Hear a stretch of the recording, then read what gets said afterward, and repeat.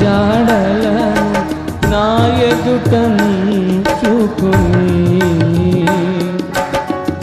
గడచిన కాలం సాగిన పయనం నీ కృపకు సంకేతమే.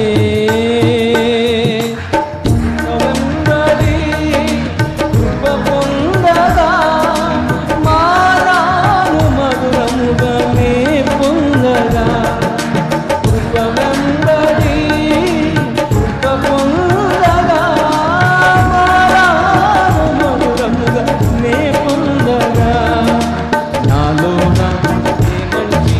చూసావయ్యా నీ ప్రేమ